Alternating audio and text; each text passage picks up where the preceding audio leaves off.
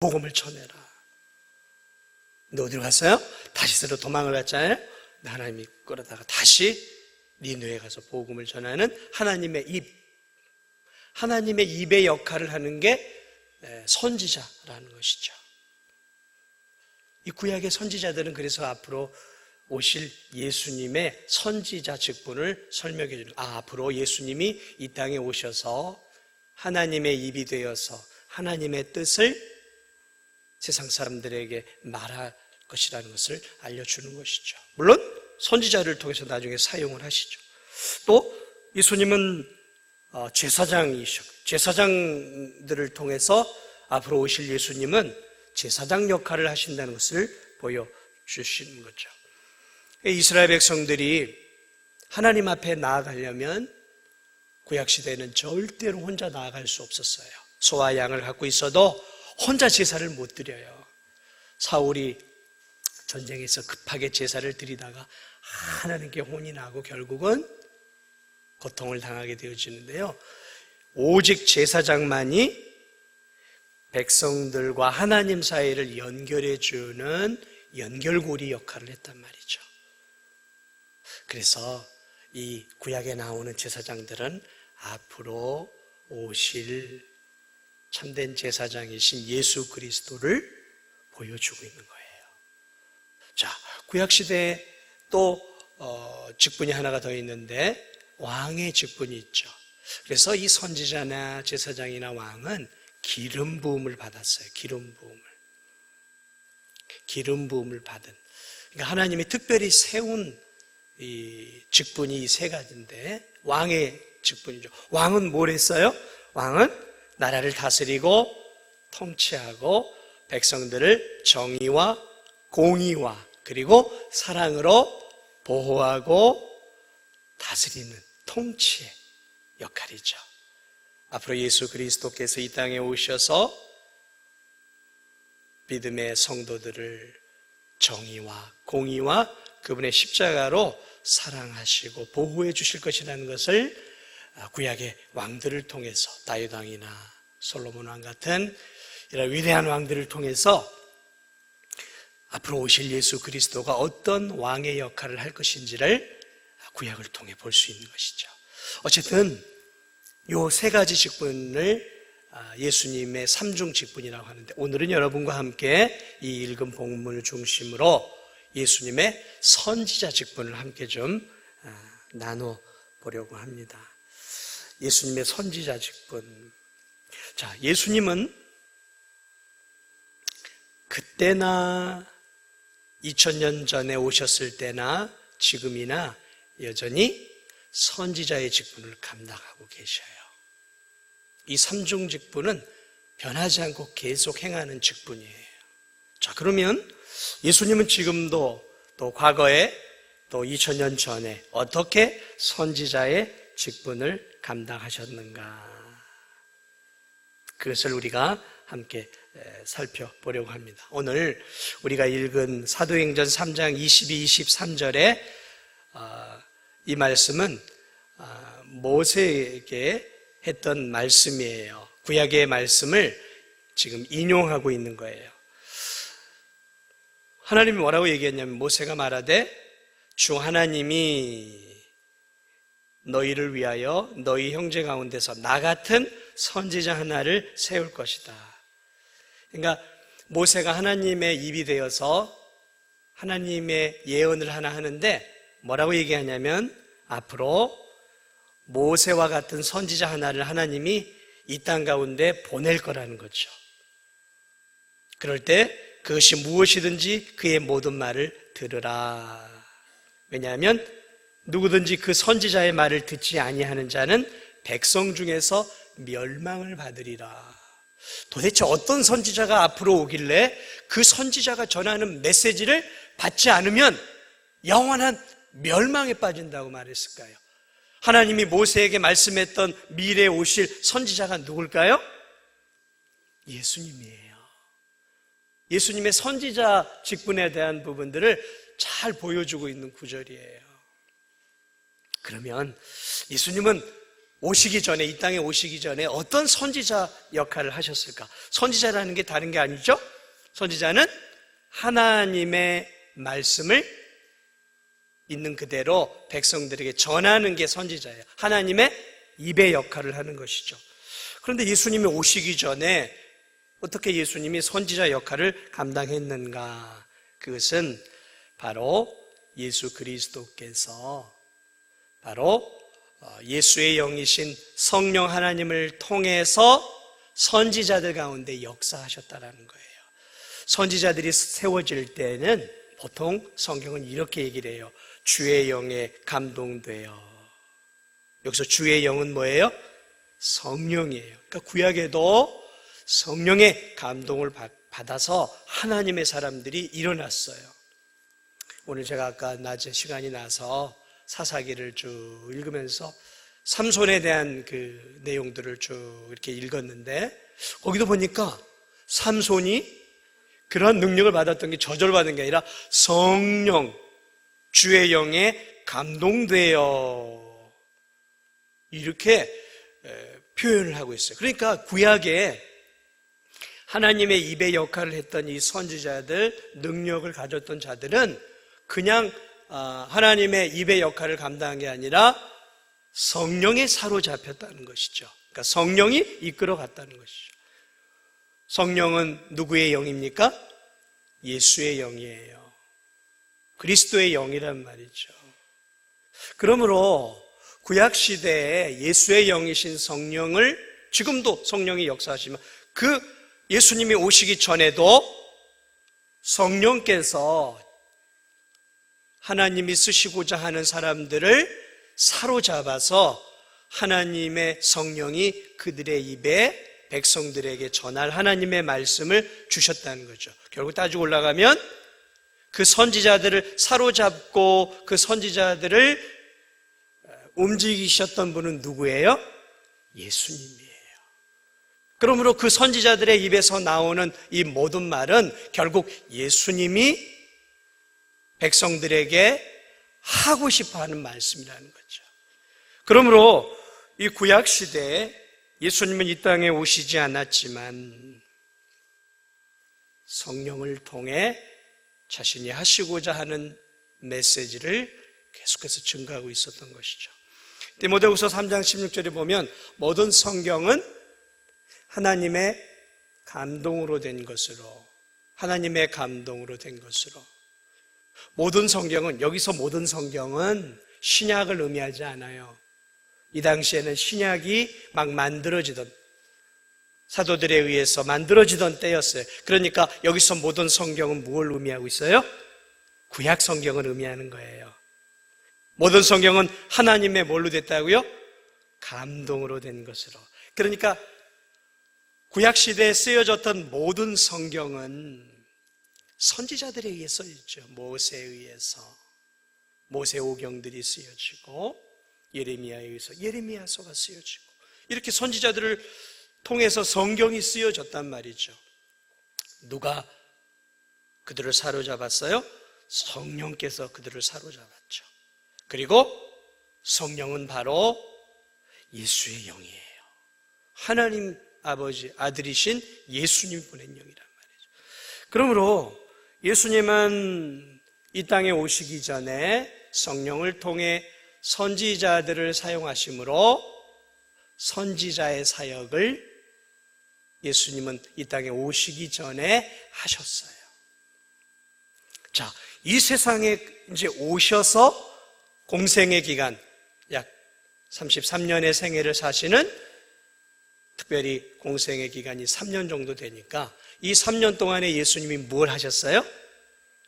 하나님의 나라에 대해서 말씀하셨잖아요. 그분이 오시자마자, 공생애를 시작하자마자 하셨던 첫 번째 메시지는 뭐였냐면 회개하라, 천국이 가까이 왔느니라. 이게 뭐예요? 하나님 아버지의 말씀을 대언하는 선지자의 역할로 하나님의 말씀을 대언하러 오셨어요. 내가 온 것은 내 뜻을 이루기 위해 온 것이 아니다.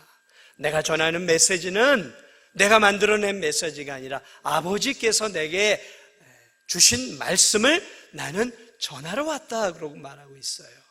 아버지께서 주신 말씀을 전하는 게 구약의 무슨 역할이에요? 선지자들이란 말이죠.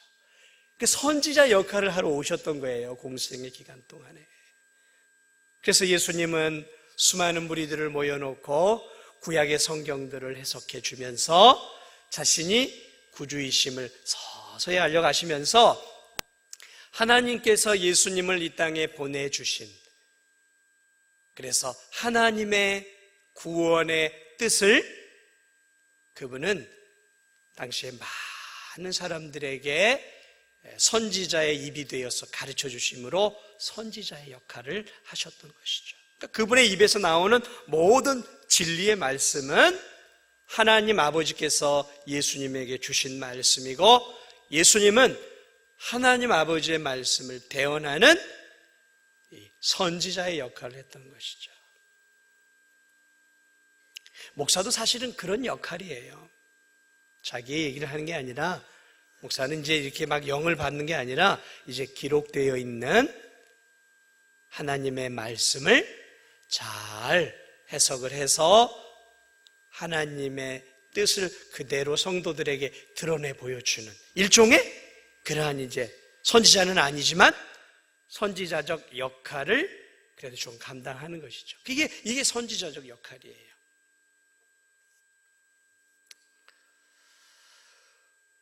이처럼 예수님은 공생의 기간 동안 오셔서 하나님의 진리의 말씀을 가르쳐 주셨고, 특별히 자신이 메시아이고 구주이다라는 사실, 하나님 아버지께서 백성들에게 꼭 가르쳐 주고 싶었던 최고의 메시지는 무엇이었냐면, 예수님이 죄인들의 구주이심을 가르쳐 주시기 위해서 예수님을 보내셨고, 예수님은 자신이 하나님이 보내신 구주임을 그는 이렇게 힘을 다해서 전하셨던 것들을 볼 수 있는 것이죠.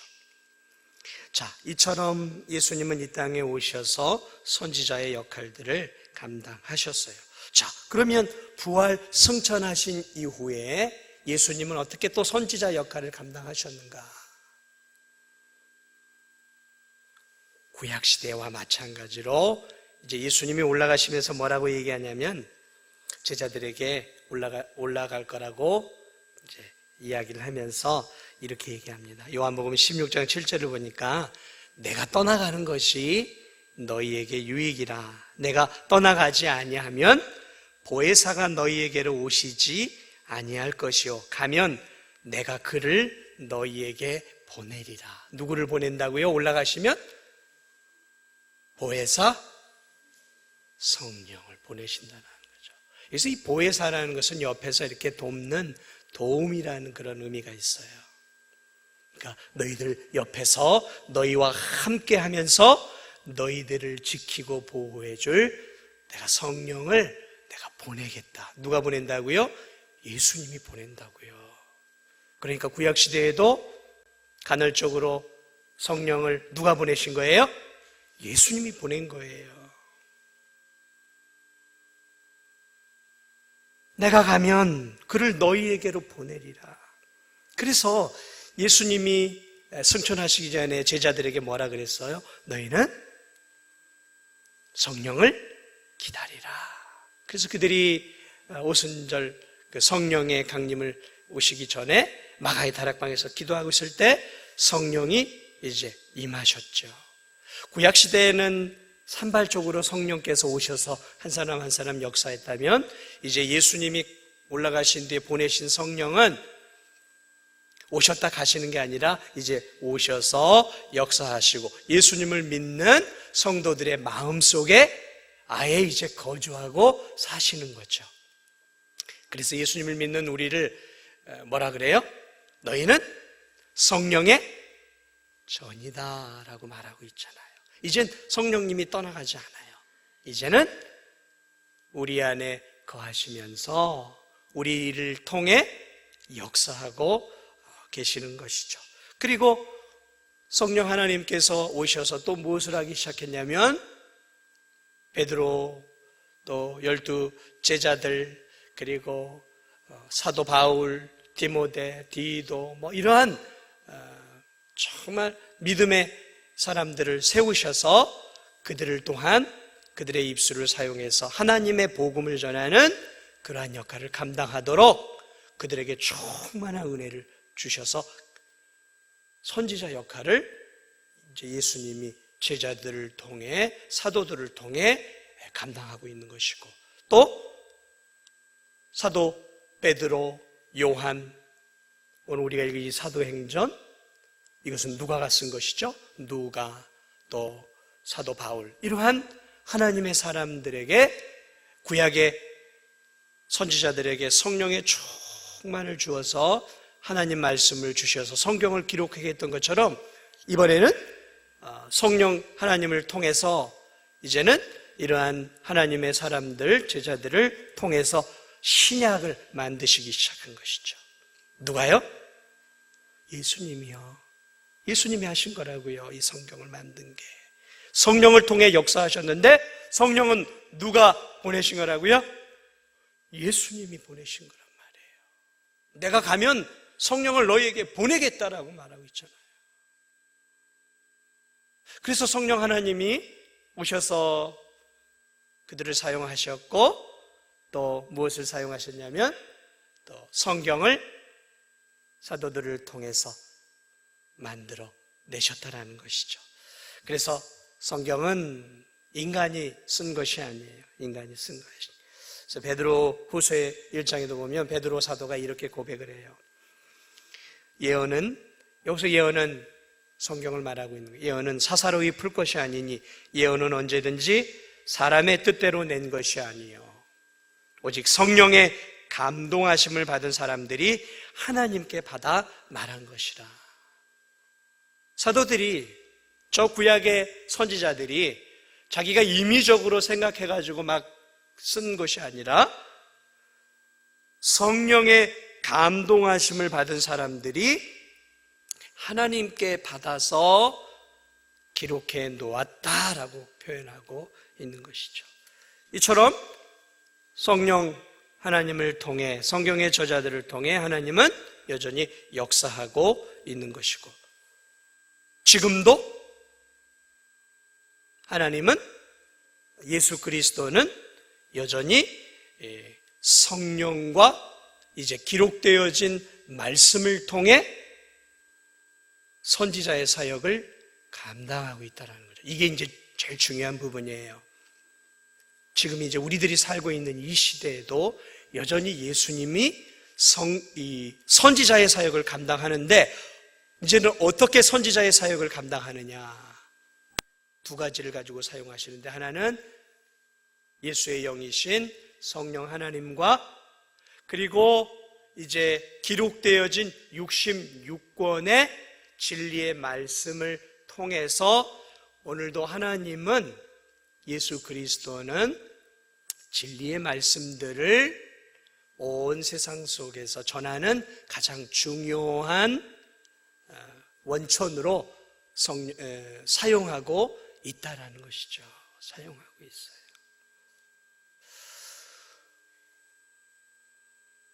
그러므로 우리가, 그리고 저 같은 경우죠. 저 같은 경우도 이제 설교를 통해서 하나님의 말씀을 성도들에게 대언을 하잖아요. 사랑하는 여러분, 제가 무엇을 의지하고 하나님의 입술이 될까요? 어떻게 보면 지금 저는 예수 그리스도의 선지자 직분을 하나님께서 위임해 주셔서 잠시 하나님의 말씀을 전하는 그러한 역할들을 하고 있는 것이죠. 그러면 저는 무엇을 의지해서 해야 될까? 예수님이 주신 게 두 가지예요. 하나는 성령과 하나는 말씀이죠. 그러므로 이게 이제 먼저 목회자의 예를 드는 거예요. 목회자는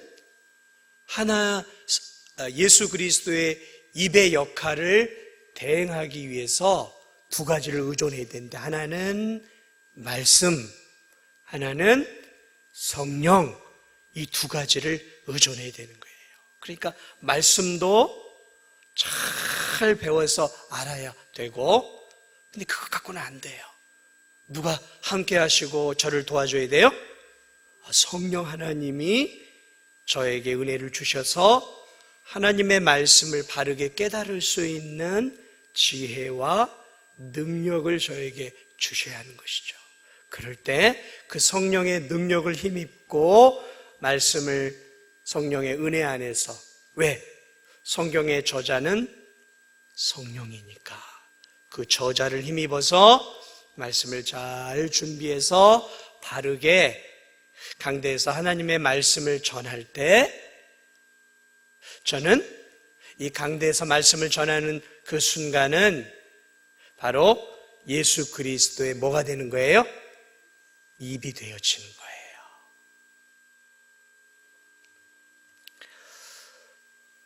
그러므로 저만이 아니라 오늘 저와 여러분들도 마찬가지예요. 여러분도 하나님께서, 특별히 예수 그리스도께서 여러분의 입과 삶을 무엇으로 쓰시기를 원하냐면 선지자적인 입으로 쓰시기를 원하신다는 거죠. 선지자적인 입이란 뭐예요? 하나님의 말씀을, 하나님의 뜻을 있는 그대로 다른 사람들에게 드러내는 거죠. 그것을 조금 더 쉽게 말한다면 우리가 믿지 않는 사람들에게 복음을 증거하는 것. 우리가 복음을 증거할 때 예수님은 내 입을 사용해서 지금도 뭐하고 계시는 거예요? 역사하고 있는 거죠. 구역 강사들이 말씀을 잘 준비해서 구역 식구들에게 함께 하나님 말씀을 잘 나눌 때, 그래서 기록되어져 있는 성경의 뜻을 잘 드러내고 적용할 때, 나는 우리 구역장들은, 아니 구역 강사들은 뭐가 되는 거예요? 입이 예수님의 입이 되어지는 것이고, 예수님 지금도 나를 통해 뭐하고 계시는 거예요? 선지자 역할을 감당하고 계신다는 거예요. 그러므로 오늘 이 시대에 우리가 이 예수님의 선지자 직분을 기억하면서 우리가 주의해야 할 것이 있는데, 그것이 무엇이냐면 성경과 성령, 이 예수님이 사용하시는 이 두 가지를 우리가 날마다 의지해야 된다라는 거예요. 뭘 의지해야 된다고요? 우리가 말씀과 성령, 성령과 말씀, 이 두 가지를 균형을 가지고 우리가 여기에 마음을 쏟고 또 성령을 의지하고 말씀을 많이 알고 연구하고 준비해서 여전히 우리를 사용하시고자 하는 예수 그리스도의 입의 역할을 감당할 수 있어야 되는 거예요. 그렇다고 해서 우리가 선지자가 되는 건 아니에요. 선지자는 아니에요. 네, 저도 선지자 아니에요. 요즘 이 대한민국에 선지자들이 많아요. 혹시 아세요? 자칭 선지자예요. 자칭 선지자. 선지자 그룹들이 있어요.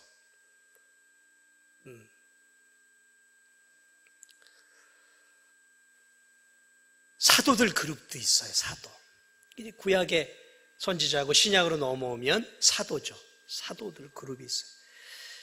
그래서 자신들이 여전히 이 구약 예수님 당시에 그러한 선지자와 같은 선지자들이고 여전히 자신들이 사도들이다라고 주장하는 그러한 무리들이 저 미국으로부터 시작이 되어서 1988년도에 미국으로부터 시작해서 지금은 전 세계, 그리고 우리 한국에도 그런 무슨 사도협회 그런 게 있어요. 사도협회.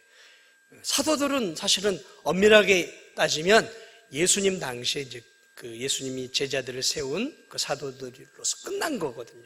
그런데 지금도 이제 사도들이 있어요. 그래서 이러한 사도들을 통해서 전 세계 이제 사도들이 퍼져가는 그러한 가운데서 이제 자신들이 사도들이다라고 이제 생각을 하고 그렇게 역사하는 사람들이 있어요. 근데 이 사람들은 결국 뭘 의존하냐면 이 사람들은 성경과 말씀과 성령을 의존해야 되는데 말씀에는 별로 관심이 없어요. 이 사람들은 뭘 하냐면 기도를 많이 합니다. 기도하다가 갑자기 벌떡 일어나세요. 주님이 지금 저에게 말씀하고 있습니다. 혹시 여러분 이런 집회에 참석해 봤는지 모르겠는데 주님이 지금 저에게 말씀하고 있습니다.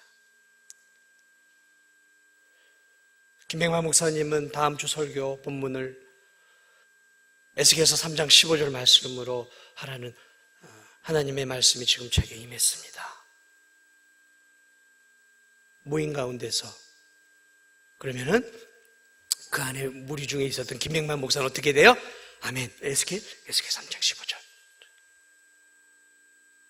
직통 계시를 받는 거예요. 말 그대로 직통 계시. 말씀은 별로 중요하지 않아요. 말씀은 중요하지 않아요.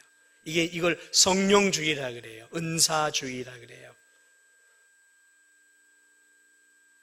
기도 중에 갑자기 또 모임 중에 갑자기 탁 일어나서 주님이 저에게 말씀했습니다. 모 장로님은 하나님께서 성경을 5천만 원 내라고 말씀하셨습니다. 그럼 그 모 장로님은 어떻게 해야 돼요? 5천만 원 해야 돼요. 그 안에 있는 한은 직통 계시를 받는 거예요. 그 무리 안에서.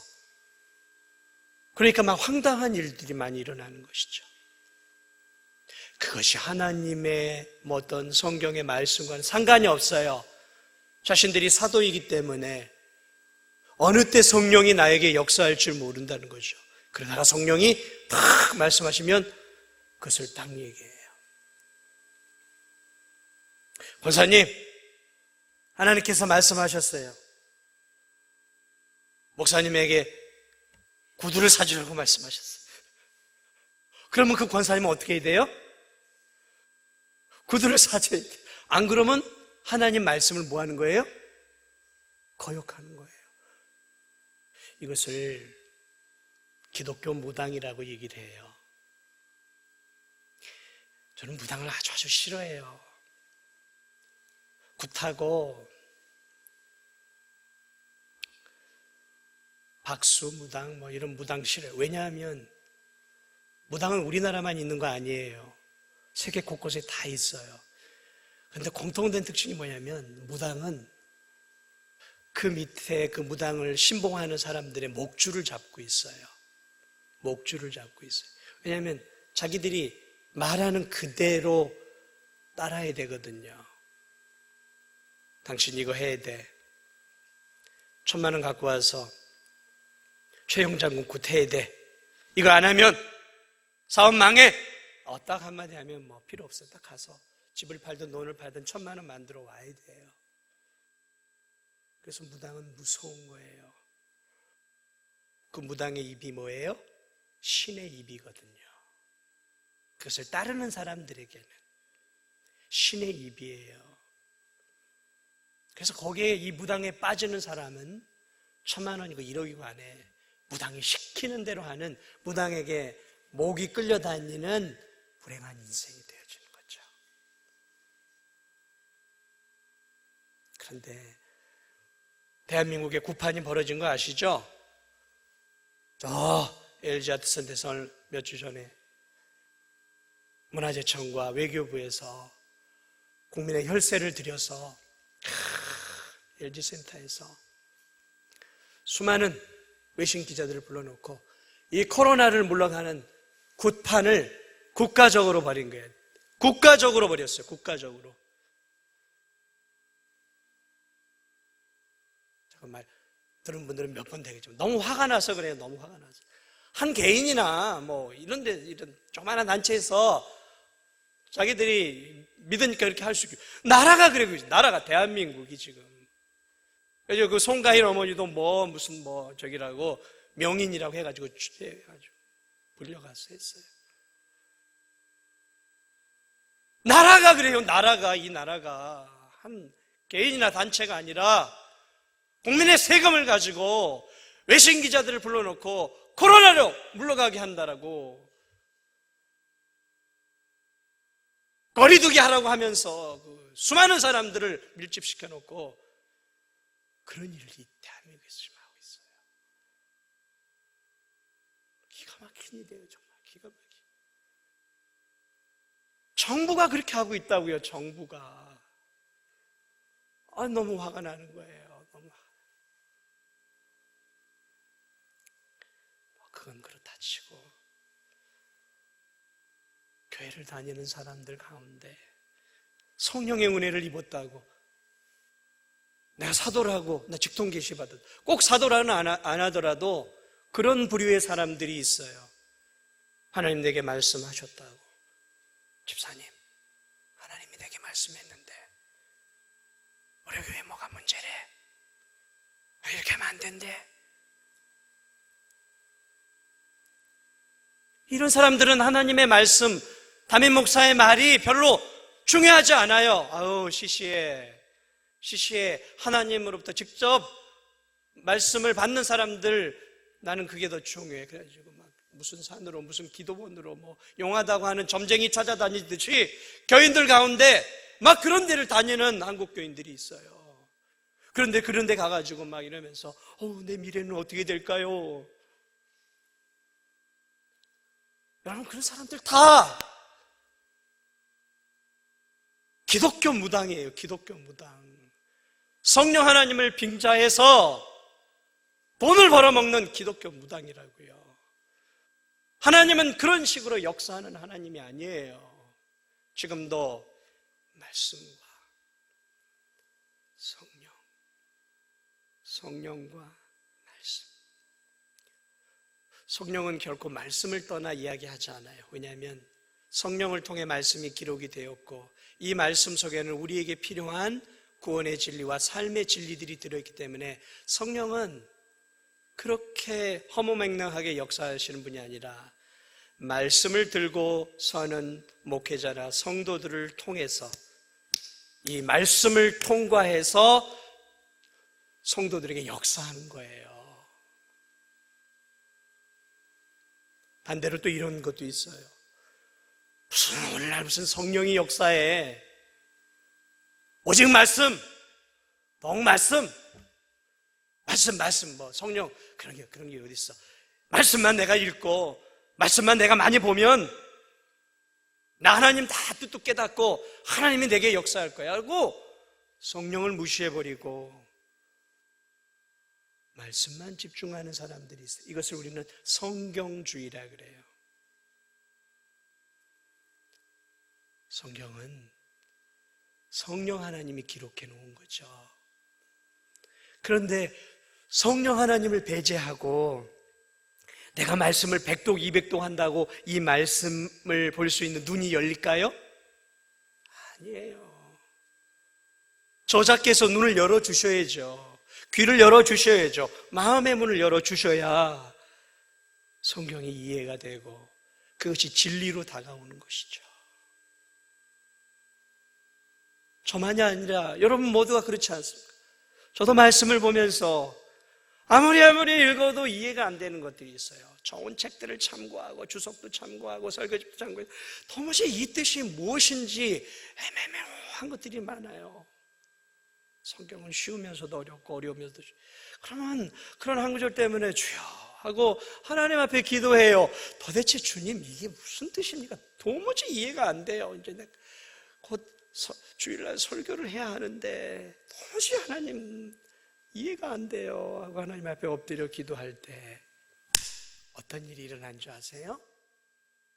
기도하는 가운데 그렇게 몇십 시간 투자해도 이해가 안 되는 그 성경 구절이요, 기도하며 하나님 의지할 때 성령 하나님께서 스치듯이 그 말씀에 대한 이해를 주셔요. 그러면 기도 가운데 그것들이 깨달아지면 이야, 이런 뜻이었구나. 이런 뜻이었구나.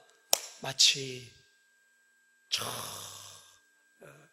금강을 캐는 광부들이 깊숙하게 파들어가다가 마침내 그 깊은 한 곳에서 금맥을 만났을 때 그 기쁨이라고 할까요? 성경은 파고 들어가다 보면 금맥을 만나는 때가 있어요. 보석을 만나는 때가 있어요. 그럼 그런 보석 같은 구절을 깨닫게 되면요, 보석을 얻는 것과 말할 수 없는 기쁨이 있는 것이죠.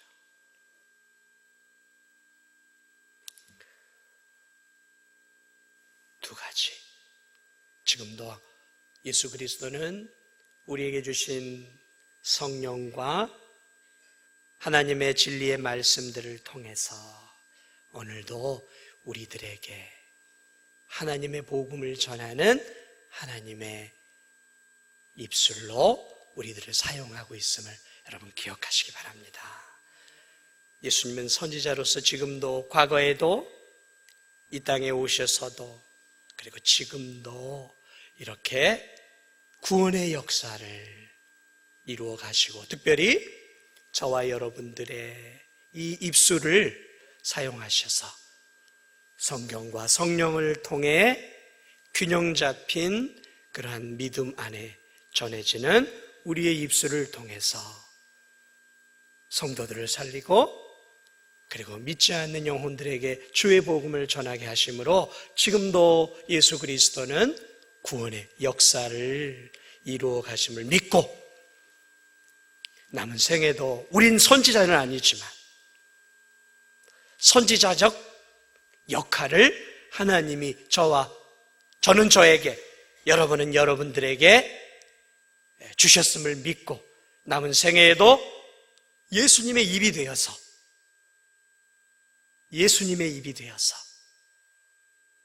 은혜롭고 공의롭고 또 구원의 진리들과 사랑의 말씀들을 사랑하는 성도들에게 또 믿지 않는 주변의 동료와 이웃들에게 그리스도의 입이 되어져서 복음을 전하는 그러한 귀한 역할을 감당하시기를 주님의 이름으로 축복을 드립니다.